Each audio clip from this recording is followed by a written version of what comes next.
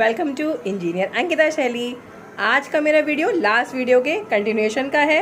Last video में हम लोगों ने पढ़ा था कि कैसे हम लोग angles with the help of protractor बना सकते हैं। हम लोग कितने तरीके के एंगल्स फ्रेम कर सकते हैं, एक्यूट, ऑब्ट्यूज। ठीक है, तो आज का जो मेरा ये टॉपिक है इसमें हम लोग बात करेंगे कि अगर एक पर्टिकुलर पॉइंट पे अपोजिट एंगल्स बना दें या फिर एडजेसेंट एंगल्स बना दें तो उनका नाम क्या होता है and what are the values. So let's get started. Angles at a point. ठीक है, हमारे टॉपिक का नाम आज यही है, एंगल्स एट अ पॉइंट। तो इसमें देखिए आप, ये है हमारा एक कॉमन पॉइंट। इस पॉइंट पे देखिए इस तरीके से ये वाली रे जा रही है। ठीक है, P इधर को जा रहा है, R जा रही है, S और Q, ये सारी रेज जो हैं ये क्रॉस कर रही है इस पॉइंट पे, है ना। लेकिन एंगल्स बन जा रहे हैं C और A एक दूसरे के अपोजिट और B और D एक दूसरे के अपोजिट। तो इस टाइप के एंगल्स अगर फ्रेम होते हैं तो क्या उनके प्रॉपर्टीज होती हैं। तो पहली बात देखिए, ये वाले अगर हम इस एंगल की बात करें B और ये एक दूसरे के पड़ोसी एंगल्स हैं C और D। ठीक है, तो इनको हम कह सकते हैं adjacent angles. If two angles in the same plane में अगर दो एंगल्स हों, have a common vertex and a common side but have interiors with no common points. जैसे इसमें देखिए एक पॉइंट है तो ये कह रहे हैं कि कॉमन वर्टेक्स, ये कॉमन वर्टेक्स और कॉमन साइड, ये वाली साइड कॉमन। लेकिन इनके अगर हम यहाँ पे कोई पॉइंट बनाए इंटीरियर में और यहाँ पे, तो दोनों में कुछ भी कॉमन नहीं होगा। तो इस टाइप के एंगल्स आपके एडजेसेंट एंगल्स की कैटेगरी में आ जाएंगे। अब आप यहाँ पे देखिए, मैंने एग्जाम्पल लिया हुआ है, ये देखिए एंगल एक्स ओ वाई, इसमें हमारी ये लाइन है ओ वाई, ये रे है। और इस वाले एंगल में भी देखिए वाई ओ जेड में भी ये ओ और वाई रे, हमारी ओ वाई रे दोनों में ही कॉमन है। ठीक है, और वर्टेक्स कॉमन कौन सा है, ओ। लेकिन अगर हम यहाँ पे एक पॉइंट बना दें टी और यहाँ पे बना दें क्यू, तो इंटीरियर में इसके दोनों में पॉइंट्स आपके कॉमन नहीं होंगे। यही हम कह रहे हैं नो कॉमन पॉइंट्स। अगर हम यहाँ पे बात करें, देखिए ए एम बी और ए एम सी, यहाँ पे ऑल्दो आपकी ये रे कॉमन है, ए एम कॉमन है और एम वर्टेक्स कॉमन है।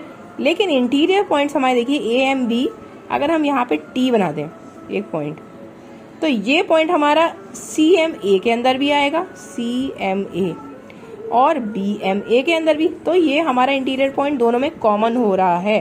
तो ये वाला हमारे एंगल्स एडजेसेंट एंगल्स नहीं कहलाएंगे और ये दोनों हमारे एक दूसरे के एडजेसेंट हैं। ठीक है, तो एडजेसेंट जनरली हम ऐसे बनाते हैं कि इस तरीके से, या तो इधर दोनों के एंगल्स ले लें या फिर ये वाले एंगल्स। ठीक है, तो ये वाले एंगल्स हमारे एडजेसेंट एंगल्स कराते हैं। इस वाली फिगर में यहाँ पे एक हमारी कॉमन रे बनी हुई है P और Q। ठीक है, इस कॉमन रे में इस पॉइंट पे O पॉइंट से एक रे जा रही है OR, तो एक एंगल हमारा बन गया ये वाला POR और एक बन गया ROQ। तो दोनों के दोनों देखिए कॉमन वर्टेक्स कॉमन साइड, इसका मतलब दोनों के दोनों एडजेसेंट हो गए। तो ये लिखा भी है यहाँ पे कि दोनों एडजेसेंट है। OP and OQ are opposite rays. ठीक है, ये दोनों एक दूसरे के अपोजिट हैं और ये एंगल्स एडजेसेंट हैं। तो इस कंडीशन में इन दोनों का सम 180 के इक्वल होगा। ठीक है, जब भी इस तरीके से दो एंगल्स होंगे, तो अगर ये एंगल आपका x है तो ये एंगल आपका 180 माइनस एक्स। टोटल हमेशा अगर एक कॉमन लाइन हो और ऐसे एक लाइन बन जाए तो आप बस समझ लीजिए कि इस तरीके से दो एंगल्स का सम हमेशा ही 180 के इक्वल होता है। तो अगर आपको एक की वैल्यू पता हो और आपको इसकी निकालनी हो, ठीक है, आप इजीली फाइंड आउट कर सकते हैं। सपोज अगर आपसे कह दें ये एंगल आपका, ये तो वैसे बड़ा लग रहा है, अगर हम कह दें कि ये वाला एंगल आपका 150 डिग्री का है, तो ये एंगल कितने का हो जाएगा, 180 में से आप 150 माइनस कर दीजिए तो कितना बचेगा, 30। ठीक है, इस तरीके से आप बगल बगल या पड़ोसी एंगल्स की वैल्यूज को, इस फिगर में बहुत सारे एंगल्स दिख रहे हैं आपको, इजंट इट। आप मान लीजिए ये हमारा है x, ये है y और ये है z। ठीक है, अगर मैं आपसे पूछूं कि y के वर्टिकली अपोजिट एंगल कौन सा होगा, तो देखिए y का कॉमन पॉइंट है ये। ठीक, और आपको कहना है कि एक आपकी वर्टिकली ऑपोजिट, मतलब एडजेसेंट नहीं बोला मैंने, वर्टिकली ऑपोजिट बिल्कुल एक दूसरे के अपोजिट। तो y का अपोजिट हम इसको बनाएंगे, इसको कह देते हैं t। ठीक है, अगर मैं कहूँ x का वर्टिकली ऑपोजिट, तो बिल्कुल ये कॉमन पॉइंट है, x का अपोजिट हो जाएगा ये k, और z का वर्टिकली ऑपोजिट क्या हो जाएगा, l। ठीक है, तो x का अपोजिट है k, l का अपोजिट z और y का t। तो ये तो आपके वर्टिकली अपोजिट हो गए। अगर मैं कहूँ एडजेसेंट, तो x और y एक दूसरे के एडजेसेंट है या नहीं है। देखिए एक्स और वाई में ये रे कॉमन है और ये पॉइंट कॉमन है, और अगर यहाँ पे हम कोई भी इंटीरियर पॉइंट बनाए तो वो इसका कॉमन नहीं होगा। तो एक्स और वाई एक दूसरे के एडजेसेंट है, जेड और वाई भी एडजेसेंट है, और हम कह सकते हैं तीनों ही एडजेसेंट हैं। और मैंने आपको अभी अभी बताया कि जो एडजेसेंट एंगल्स होते हैं उनकी वैल्यू आपकी 180 डिग्री के इक्वल होती है। ठीक है, ऐसे अगर हम नीचे वाले एंगल्स ले लें, ये भी सारे एक दूसरे के वर्टिकली एक दूसरे के एडजेसेंट है। तो अगर हम कहें एंगल के plus angle T plus angle L, तो इसकी वैल्यू क्या हो जाएगी 180 डिग्री। ठीक है, तो इससे क्या पता चल रहा है कि एक पॉइंट के अराउंड आप कितने भी एंगल्स बनाएं, सारे के सारे एंगल्स का सम, मतलब अगर हम इन सबको ऐड कर दें तो सारे के सारे एंगल्स का सम कितना हो जाएगा 360 डिग्री।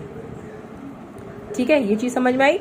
जब भी आप किसी एक पॉइंट के अराउंड एंगल फ्रेम करते हैं तो सारे एंगल्स को जब मिलाएंगे तो उसका सम हो जाएगा 180 डिग्री, और खाली एक साइड, खाली अगर ऊपर की बात करें तो 180 डिग्री, नीचे की बात करें तो 180।